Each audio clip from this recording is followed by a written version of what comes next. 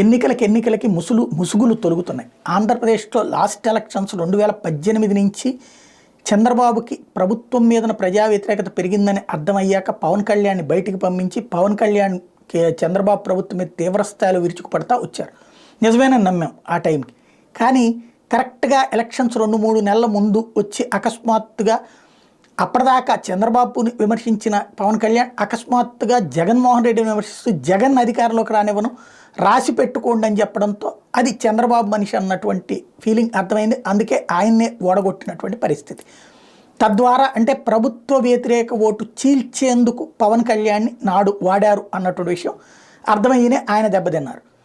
ఇప్పుడు అట్లాంటిదే తెలంగాణలో ఆర్ఎస్ ప్రవీణ్ కుమార్ కేసీఆర్ను విమర్శిస్తున్నట్టుగా పెద్ద ఎత్తున విరుచుకుపడ్డారు. వాస్తవంగా ఎస్సీ ఎస్టీ మైనారిటీ ఓట్లు ఎక్కువగా కాంగ్రెస్ పార్టీకి ఉంటాయి. ఆంధ్రాలో అది లాగేసుకున్నాడు జగన్మోహన్ రెడ్డి. తెలంగాణలో ఇంకా కాంగ్రెస్